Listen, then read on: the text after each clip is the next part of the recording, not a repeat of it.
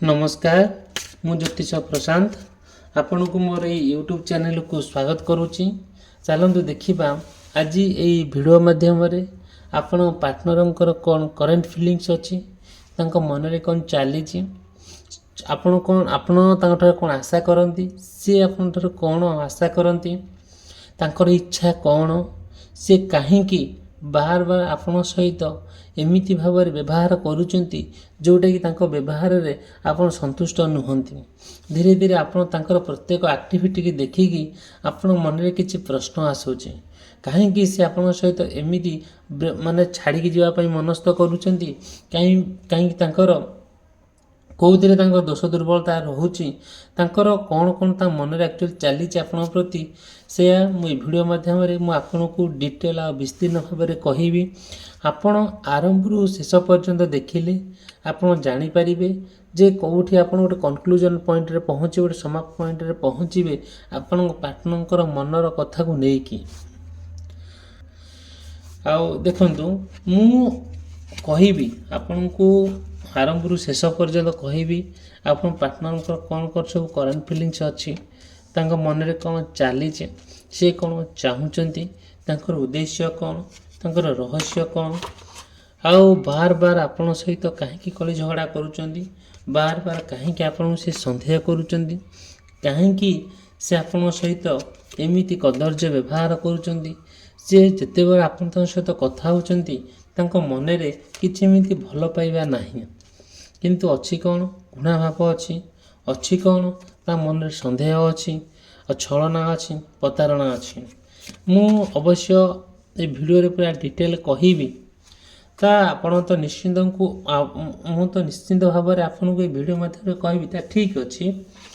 मु कहवा पूर्वर प्रभु से जगन्नाथंकर आशीर्वाद से ईश्वरंकर कृपा जहाँ आम मो मन प्रति अच्छी मु कार्ड रे जहाँ बाहरुची जहाँ एंजल्स मानकर निर्देश अच्छी जहाँ कार्ड रे बाहरुची आपणकर पार्टनर मनर कथा को नहीं फिलिंग्स को लेकिन मु अवश्य ये कार्ड रे मु आपन को कहूची देखी कहूची बट आपण आरंभ शेष पर्यंत देखापी भूलिए ना चैनल को सब्सक्राइब करने भूलिए ना वीडियो को लाइक करने केवे मन ऋणा करेंगे ना जहाँ आपणकर प्रश्न अच्छी जहाँ आपणकर वीडियो दोष दुर्बलता देखुं जहाँ जानवा चाहूँगी कमेंट माध्यम कहे आइदर मोर कांटेक्ट नंबर देइछि आउ मोर पर्सनल नंबर देइछि आपण मते मेसेज करि पारंती किंबा कॉल करि पारंती आपणकर जहाँ समस्या थिबो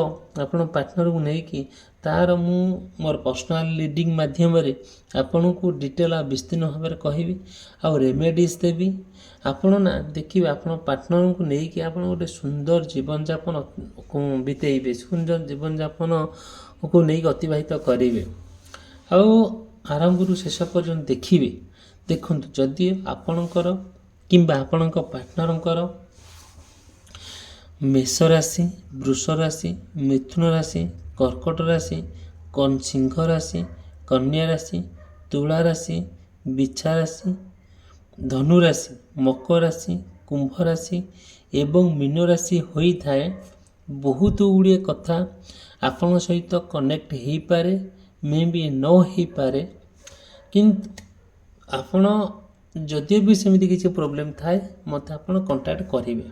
देखंतु मोर लक्ष्य है आपण मानक साहाय्य करिया मु चाहूँगी यही डिजिटल दुनिया माध्यम यूट्यूब माध्यम मु आपण सहित जड़ित होकर रहिबा को मोर आंतरिकता इच्छा आम गोटे परिवार होकर रहिबा आ केमती परिवार होकर रहिबा आपण जदि मो चैनल को सब्सक्राइब करने केबे भी भूलिए ना जदि मो चैनल को आप सब्सक्राइब करती आउ नोटिफिकेशन को ऑन करेंगे मोर प्रत्येक दिन मु वीडियो आपण अपलोड करे आपण ना जानीपारे मु वीडियो मु अपलोड कले आप नोटिफिकेशन जीव आप देखिए आउ आपणकर जहाँ मन में थी आउ हे तो आपण मन टी हल्का लगे कि हाँ एमती मो पार्टनर सहित एमती हो ठीक अच्छे जहाँ हो ना हो आम गोटे परिवार होकर रहिबा आउ कम्प्लीटली भाव में आम परस्पर को साहाय्य करवा परस्पर सुख दुखर साथी हेबा କାହିଁକି ମୁଁ କହୁଛି,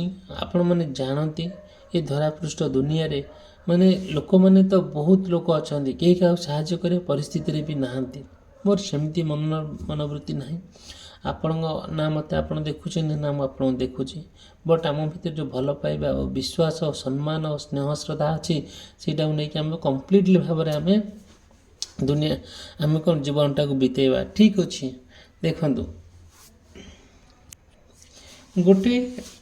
ଦେଖନ୍ତୁ ଫାଷ୍ଟ କହିବି ନା, ଗୋଟେ ଟ୍ରୁ ଲଭ୍, ଗୋଟେ ସୁନ୍ଦର ଭଲ ପାଇବାକୁ ନେଇକି ଆପଣ ପାର୍ଟନର ସହିତ ଆପଣ ସମୟଟାକୁ ଅତିବାହିତ କରୁଥିଲେ। ଯେତେବେଳେ ଆପଣ ବହୁତ ଭଲ ପାଆନ୍ତି ଆପଣ ପାର୍ଟନରକୁ, ସୁନ୍ଦର ଭାବରେ ଭଲ ପାଆନ୍ତି, ଯାହାକୁ ଆମେ କହିବା ଅନକଣ୍ଡିସନାଲ୍ ଲଭ୍, ସେ ପବିତ୍ର ପ୍ରେମକୁ ନେଇକି ଆପଣ ସୁନ୍ଦର ଜୀବନ ଅତିବାହିତ କରୁଥିଲେ। ଏମିତି କୌଣସି ଦିନ ନାହିଁ ଆପଣ ତାଙ୍କ ସହିତ କଥା ହେଇନାହାନ୍ତି, ଏମିତି କୌଣସି ମୁହୂର୍ତ୍ତ ନାହିଁ ତାଙ୍କୁ ଆପଣ ମନେ ପକାଇ ନାହାନ୍ତି, ଏମିତି କୌଣସି ପରିସ୍ଥିତି ନାହିଁ ତାଙ୍କୁ ଆପଣ ହେଲ୍ପ କରିନାହାନ୍ତି। ପ୍ରତ୍ୟେକ ମୋମେଣ୍ଟରେ, ପ୍ରତ୍ୟେକ ସିଚୁଏସନରେ ଆପଣ ଯାଇକି ତାଙ୍କ ପାଖରେ ଅଛନ୍ତି। ତାଙ୍କ ବିନା ଆପଣଙ୍କ ଜୀବନ ସତେ ଯେମିତି ଅଧୁରା ଅଧୁରା ଲାଗେ। ଏତେ ସୁନ୍ଦର ଭାବରେ ଆପଣ ତାଙ୍କୁ କେୟାର କରନ୍ତି, ସେ ଆପଣଙ୍କୁ କେୟାର କରନ୍ତି।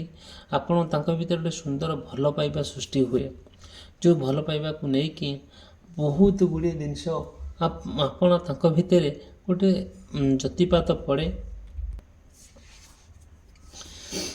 ଦେଖନ୍ତୁ, ଆପଣ ଏଇସବୁ ଜିନିଷ ତାଙ୍କ ଭିତରେ ବହୁତ ଗୁଡ଼ିଏ ଜିନିଷ ଅବଜର୍ଭ କରନ୍ତି। ଯେତେବେଳେ ଆପଣ ଚାହାନ୍ତି ତାଙ୍କର ପ୍ରତ୍ୟେକ ମୁହୂର୍ତ୍ତରେ, ପ୍ରତ୍ୟେକ ମୋମେଣ୍ଟରେ ତାଙ୍କ ସହିତ ବୁଲାବୁଲି କରିବା ପାଇଁ, କଥା ହେବା ପାଇଁ ସବୁବେଳେ ଆପଣ ପୁରା ଆଗଭରା ହେଇକି ତାଙ୍କ ପାଖରେ ଯାଇ ପହଞ୍ଚି ଯାଆନ୍ତି। ଆଉ ସିଏ ବି ଆପଣଙ୍କ ସହିତ ଗୋଟେ ସୁନ୍ଦର ସମୟ ବି ବିତାନ୍ତି। ଆଉ କେବେ ତାଙ୍କ ମନରେ ଏମିତି ଦୁଃଖ ନଥାଏ କି ତାଙ୍କ ମନରେ ଏମିତି କିଛି ପ୍ରଶ୍ନ ନଥାଏ। ସେ ବହୁତ ତାଙ୍କ ଭିତରେ ଏତେ ସୁନ୍ଦର ଗୋଟେ ପବିତ୍ର ସମ୍ପର୍କ ସୃଷ୍ଟି ହେଇଥିଲା, ଯେଉଁଟାକି ଆପଣ ଜାଣିଥିଲେ ଏହି ମୋ ପାଇଁ ହିଁ ଉପଯୁକ୍ତ ଲୋକ, ଏହି ମୋ ପାଇଁ ଉପଯୁକ୍ତ ପାର୍ଟନର, ଯିଏ ମୋର ସବୁ କେୟାର କରୁଛି, ମୋ କଥା ଶୁଣୁଛି, ମୋତେ ବୁଝିପାରୁଛି। ମୋର ଜୀବନ ସହିତ ମୁଁ ବିତେଇବି, ଜୀବନର ଶେଷ ନିଶ୍ୱାସ ପର୍ଯ୍ୟନ୍ତ ସହିତ ମୁଁ କ'ଣ କରିବି ନା, ହାତରେ ହାତ ମିଶାଇ, କାନ୍ଧରେ କାନ୍ଧ ମିଶାଇ, ମନକୁ ମନ ମିଶାଇ, ଶରୀରକୁ ଶରୀର ମିଶାଇ ଆଉ ମୁଁ ଜୀବନ ଅତିବାହିତ କରିଦେବି। ବଟ୍ ଯେତେବେଳେ ଆପଣ ଏଇସବୁ ଜିନିଷ ଭିତରେ ଆପଣ ପୁରା ମାଇଣ୍ଡ ସ୍ଥିର କରିଦେଇଥିଲେ ଆଉ ବହୁତ ଖୁସି ମଧ୍ୟ ହେଉଥିଲେ, ଆଉ ଧୀରେ ଧୀରେ କ'ଣ ହେଲା, ସେଇ ଲୋକ ଯିଏ ଆପଣଙ୍କୁ ବହୁତ ସମ୍ମାନ କରୁଥିଲେ, ସ୍ନେହ ଶ୍ରଦ୍ଧାରେ କେବେ ଅଭାବ କରିନଥିଲେ, ସେଇ ପାର୍ଟନର ନା ଧୀରେ ଧୀରେ ଆପଣଙ୍କ ଠାରୁ ଦୂରେଇ ଯିବା ପାଇଁ ଗୋଟେ ପ୍ରତିଜ୍ଞାବଦ୍ଧ ହେଲେ। ଧୀରେ ଧୀରେ ଆପଣଙ୍କ ପ୍ରତି ସେ ଚିଡ଼ିଲେ, ମନୋଭାବ ତାଙ୍କର ବଦଳିଗଲା, ତାଙ୍କ ମନରେ ଗୋଟେ ବିରକ୍ତ ଭାବ ଆସିଲା। ସେ କ'ଣ କଲେ, ଯେତେବେଳେ ଚାହିଁଲେ କି ଆପଣଙ୍କ ଠାରୁ ଦୂରେଇ ଯିବା ପାଇଁ, ସେଇଠି ନା ପୁରା କମ୍ପ୍ଲିଟଲି ଭାବରେ ତାଙ୍କ ମନରେ ବିଭିନ୍ନ ପ୍ରକାର କଥା ଆସି କ୍ରିଏଟ୍ ହେଲା। ସେ ଆପଣଙ୍କୁ ସବୁବେଳେ କହିଲେ, ଯେତେବେଳେ ସେ ସବୁ କଥା କୁହନ୍ତି ଆପଣ ପୁରା କମ୍ପ୍ଲିଟ ଭାବରେ ତାଙ୍କ କଥା ଶୁଣନ୍ତି, ବୁଝନ୍ତି। ଠିକ୍ ଅଛି, ସବୁ ଠିକ୍ ହେଲା ଯେ, କିନ୍ତୁ ଯେତେବେଳେ ସିଏ ଯାହା କଲେ କିଛି ଭଲ କାମ କଲେ ନାହିଁ, ଆପଣଙ୍କ ଠାରୁ ଦୂରେଇ ଗଲେ। ଆପଣଙ୍କ ଠାରୁ ସେ ତାଙ୍କର ଯେଉଁ ଚିନ୍ତାଧାରା ଥିଲା, ତାଙ୍କର ଯେଉଁ ସ୍ନେହ ମମତା ଥିଲା, ସଡନ୍ଲି କୁଆଡ଼େ ଡିସାପିୟର ହେଇଗଲା, କୁଆଡ଼େ ଉଭେଇଗଲା, କୁଆଡ଼େ ମଳିନ ପଡ଼ିଗଲା। ଧୀରେ ଧୀରେ ସେ କ'ଣ କଲେ, ଯେତେବେଳେ ଆପଣଙ୍କ ଠାରୁ ଦୂରେଇ ଗଲେ, ଆପଣ ତାଙ୍କ ପାଇଁ ବହୁତ ବ୍ୟସ୍ତ ହେଇଯାଆନ୍ତି। ଆପଣ କେବେ ଚାହୁଁନଥିଲେ ସେ ଆପଣଙ୍କ ଠାରୁ ଯାଆନ୍ତୁ ବୋଲି। କ'ଣ କରାଯିବ? ଯଦିଓ ଏଇ ଭିଡ଼ିଓଟି ଭଲ ଲାଗୁଥାଏ, ଭିଡ଼ିଓକୁ ଲାଇକ୍ କରିବେ, ଚ୍ୟାନେଲ୍ ସବସ୍କ୍ରାଇବ୍ କରିବା ପାଇଁ କେବେ ବି ମନରେ ଉଣା କରିବେ ନାହିଁ। କାହିଁକି ନା ଆପଣମାନଙ୍କୁ ଆରମ୍ଭରୁ ମୁଁ କହିଛି ଯେ ଏଇ ଭିଡ଼ିଓ ଆପଣଙ୍କ ପାଇଁ କେତେ ସପୋର୍ଟିଭ୍ ହେବ, ଆଉ କେତେ ଏଇ ଭିଡ଼ିଓଟି ଆପଣ ଯଦି ଶୁଣନ୍ତି ମାଇଣ୍ଡ ବହୁତ ରିଲାକ୍ସ ହେବ। ଆପଣମାନେ ଜାଣନ୍ତି ପ୍ରତ୍ୟେକ ମଣିଷର ଗୋଟେ ଇମୋସନ୍ ଥାଏ, ପ୍ରତ୍ୟେକ ମଣିଷର ଗୋଟେ ଭଲ ପାଇବା ଥାଏ। ଆମେମାନେ ସାଧାରଣ ଜଣେ ଜଣେ ମଣିଷ, ହାଡ଼ ମାଂସ ରକ୍ତଧାରୀ ମଣିଷ। ଆମର ବି ଇମୋସନ୍ ଅଛି, ଆମର ବି ଲଭ୍ ଅଛି, ଆମର ବି ରାଗ, ଅଭିମାନ, ଅହଙ୍କାର, ଲଭ୍, ସେକ୍ସ ସବୁ ଅଛି। ଆମର ସବୁ ଦରକାର। କାହିଁକି ନା ଭଗବାନ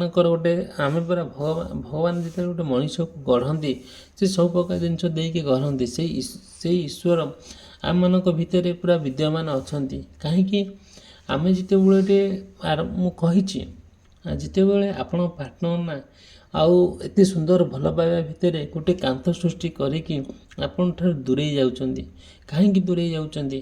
ଆପଣ ପ୍ରତ୍ୟେକ କଥାରେ ପ୍ରତ୍ୟେକ ମୁହୂର୍ତ୍ତରେ ଆପଣ ତାଙ୍କୁ ବୁଝେଇବାକୁ ଲାଗିଛନ୍ତି। କାହିଁକି ଆପଣ ତାଙ୍କୁ ଛାଡ଼ିବା ଅବସ୍ଥାରେ ନାହାନ୍ତି, କାହିଁକିନା ଆପଣ ତାଙ୍କୁ ବହୁତ ଭଲ ପାଆନ୍ତି। ତାଙ୍କ ବିନା ଆପଣଙ୍କ ଜୀବନ ଅଧୁରା, ଯେଉଁଟାକି କେବେ ଭାବି ହୁଏ ନାହିଁ।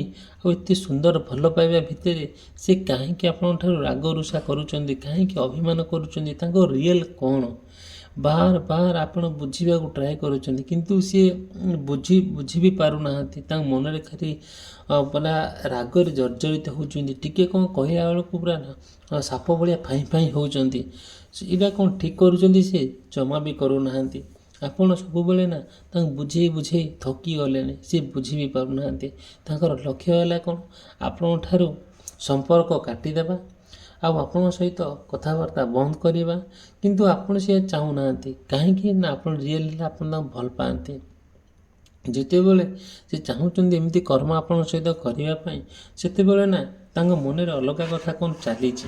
ଦେଖିବେ କିଛିଟା ମୁହୂର୍ତ୍ତ ଭିତରେ, କେଇଟା ସମୟ ଭିତରେ ତାଙ୍କର ସବୁ କିଛି ପରିବର୍ତ୍ତନ ଏମିତି ଭାବରେ ପରିବର୍ତ୍ତନ ହେଇଛି, ଯେଉଁଟାକି ଆପଣ ଭାବି ପାରିବେନି। ଆପଣ ମନରେ ସେମିତିଆ କଥା ଆସିବ ହିଁ ନାହିଁ। କାହିଁକି ସେ ଆପଣଙ୍କଠାରୁ ଦୂରେଇ ଯାଉଛନ୍ତି? କାହିଁକି ଆପଣଙ୍କ ସହିତ ସେ କଥାବାର୍ତ୍ତା ବନ୍ଦ କରୁଛନ୍ତି? କାହିଁକି ଆପଣ ଦୁର୍ବ୍ୟବହାର କରୁଛନ୍ତି? କାହିଁକି ଆପଣଙ୍କ ପ୍ରତି ମାର ଦୂର ହେଉଛନ୍ତି?